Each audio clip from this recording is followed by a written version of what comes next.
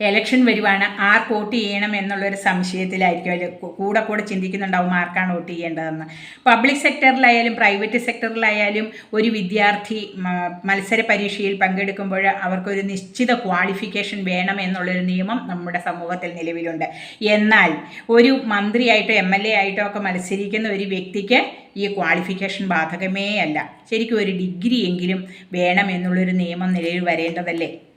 എന്നതുപോലെ തന്നെയാണ് ഒരു മന്ത്രിയോ MLA ആകുന്ന ഒരു വ്യക്തി, നമ്മൾ തിരഞ്ഞെടുക്കുന്ന വ്യക്തികൾ ആര് തന്നെ ആയാലും അവർക്കൊരു ആരോഗ്യ ഇൻഷുറൻസ് നിർബന്ധമായും എടുത്തിരിക്കണം എന്നുള്ളൊരു നിയമം നിലവിൽ വരണം.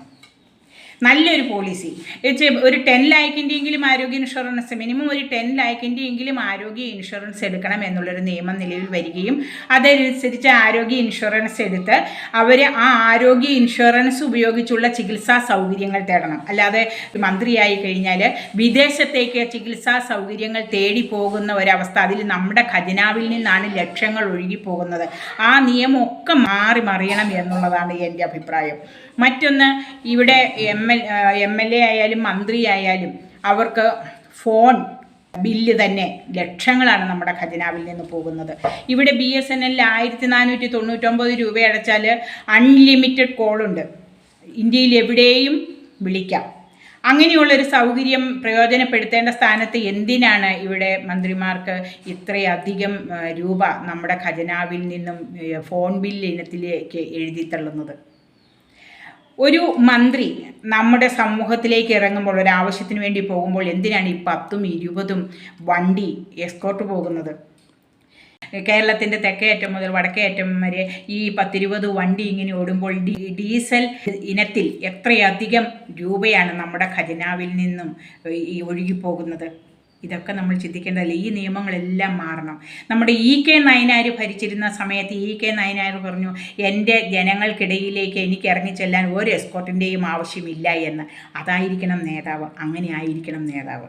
ഇവിടെ ആശാ വർക്കർമാർ മുതൽ അങ്കണവാടി ജീവനക്കാർ, കുടുംബശ്രീ പ്രവർത്തകർ, ADS, CDS, panchayat, block panchayat, ജില്ലാ പഞ്ചായത്ത്, മുനിസിപ്പാലിറ്റി, കോർപ്പറേഷൻ എന്നീ തലങ്ങളിലെല്ലാം ജീവനക്കാരുണ്ട്. ഇതിലെല്ലാം ഉപരി ഓരോ വകുപ്പും, വിദ്യാഭ്യാസ വകുപ്പ്, ആരോഗ്യ വകുപ്പ്, മൃഗസംരക്ഷണ വകുപ്പ്, ജലസേചന വകുപ്പ്, ടൂറിസം വകുപ്പ് എന്നീ വകുപ്പുകളിലെല്ലാം ഓഫീസുകളുണ്ട്, ഓഫീസ് മേധാവികളുണ്ട്, ഓഫീസ് ജീവനക്കാർ, പ്യൂൺ തൊട്ട് അറ്റൻഡർ മുതൽ അങ്ങനെ സൂപ്രണ്ട്, ഓഫീസർമാർ, അങ്ങനെ ഒട്ടനവധി ജീവനക്കാർ നമ്മുടെ ഖജനാവിൽ നിന്നും ശമ്പളം കൊടുത്ത് ഇവരെല്ലാവരും ജോലിയിൽ ഇരിക്കെ തന്നെ ഈ ഓരോ വകുപ്പും കൈകാര്യം ചെയ്യുന്ന മന്ത്രിക്ക് എന്തിനാണ് ഇത്രയധികം പേഴ്സണൽ സ്റ്റാഫിൻ്റെ ആവശ്യം?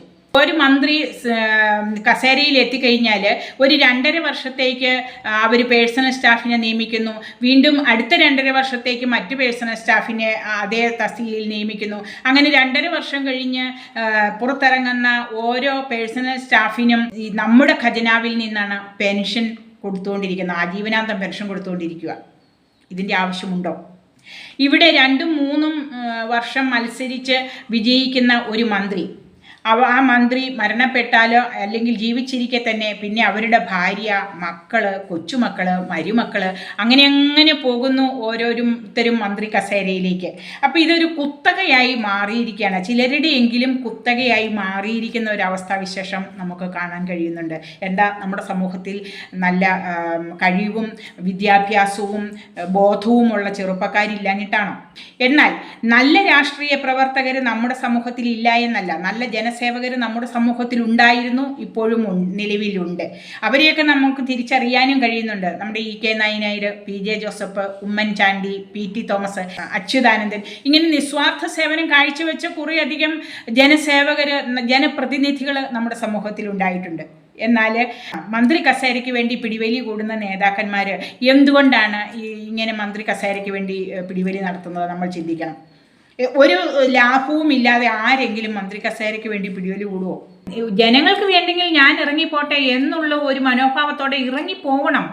ജനസേവനമാണ് ലക്ഷ്യമെങ്കിൽ ഇവിടെ സ്വതന്ത്ര സ്ഥാനാർത്ഥിയായി നിന്നാലും ജയിക്കുമെന്നുള്ളത് ഉറപ്പാണ്. കാരണം ജനങ്ങൾ ഒരു വ്യക്തിയെ തിരിച്ചറിയുന്നുണ്ടെങ്കിൽ അവരുടെ സേവനം, അവരുടെ നിസ്വാർത്ഥമായ സേവനത്തെക്കുറിച്ച് ജനങ്ങൾക്കൊരു അവലോകനം ഉണ്ടെങ്കിൽ ഉറപ്പായും സ്വതന്ത്ര സ്ഥാനാർത്ഥിയായി നിന്നാലും ജയിക്കും.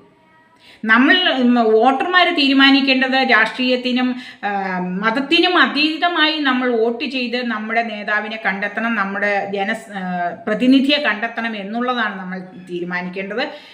അത്തരത്തിൽ എനിക്ക് എടുത്തു പറയാവുന്ന ഒരു വ്യക്തിയാണ് നമ്മുടെ പാലക്കാട് ഇപ്പോൾ മത്സരിക്കുന്ന ശോഭാ സുരേന്ദ്രൻ. ശോഭാ സുരേന്ദ്രൻ എന്ന വ്യക്തിയെക്കുറിച്ച് എന്നെ പോലെ നിങ്ങൾക്ക് എല്ലാവർക്കും അറിവുള്ള കാര്യമാണ്. മണ്ണിനെ അറിയുന്ന, കർഷകനെ അറിയുന്ന, സാധാരണക്കാരൻ്റെ ജീവിതം അറിയുന്ന, സാധാരണ കുടുംബത്തിൽ നിന്ന് വന്ന് ഈ രാജ്യത്തിൻ്റെ, ഈ രാഷ്ട്രത്തിൻ്റെ, ഈ കേരളത്തിൻ്റെ ഉന്നമനത്തിന് വേണ്ടി നിരന്തരം ഇപ്പോഴും പ്രയത്നിച്ചു കൊണ്ടിരിക്കുന്ന, 10-30 വർഷമായിട്ട് പ്രയത്നിച്ചു കൊണ്ടിരിക്കുന്ന ഒരു നല്ല വ്യക്തിത്വത്തിൻ്റെ ഉടമയാണ് നമ്മുടെ ശോഭാ സുരേന്ദ്രൻ. ശോഭാ സുരേന്ദ്രൻ പാലക്കാട് വിജയിച്ചു വന്നാൽ ഉറപ്പായും പാലക്കാടിൻ്റെ മുഖച്ഛായ തന്നെ മാറും എന്നുള്ളത് ഒരു വസ്തുനിഷ്ഠമായ കാര്യമാണ്. അവിടെ നല്ല പുരോഗമനമുണ്ടാകും. എല്ലാ തരങ്ങളിലും ഏതൊരു സ്ത്രീകൾക്കാണെങ്കിലും കുട്ടികൾക്കാണെങ്കിലും ഏത് രാത്രിയിലും വിളിക്കാൻ പറ്റുന്ന ഒരു പ്രതിനിധിയായിരിക്കും നമ്മുടെ ശോഭാ സുരേന്ദ്രൻ എന്നുള്ളത് ഉറപ്പാണ്. അതുകൊണ്ട് ശോഭാ സുരേന്ദ്രനെ പോലെയുള്ള ജനപ്രതിനിധികൾ നമ്മുടെ സമൂഹത്തിൽ ഉണ്ടാവട്ടെ. ഇവിടെ ഇടതും വലതും ഒക്കെ മത്സരിച്ചു ജയിച്ചു, അവരുടെയൊക്കെ ഭരണം നമ്മൾ കണ്ടവരല്ലേ. ഇനി BJP കുറച്ച് കാലം ഒന്ന് ഭരിച്ചു നോക്കട്ടെ, എന്താ സംഭവിക്കുന്നതെന്നറിയാമല്ലോ. അപ്പോൾ നിങ്ങൾ വോട്ട് ചെയ്യുമ്പോൾ നമ്മൾ ഇതൊന്ന് മനസ്സിൽ സൂക്ഷിക്കണം. നമ്മുടെ ജനപ്രതിനിധി നമുക്ക് വേണ്ടി, നമ്മുടെ നാടിന് വേണ്ടി അക്ഷീണം പ്രയത്നിക്കുന്ന, നിസ്വാർത്ഥ സേവനം കാഴ്ചവെക്കുന്ന ഒരു വ്യക്തിയായിരിക്കണം എന്നത് ഉറപ്പിച്ചു വേണം നിങ്ങൾ വോട്ട് ചെയ്യാൻ.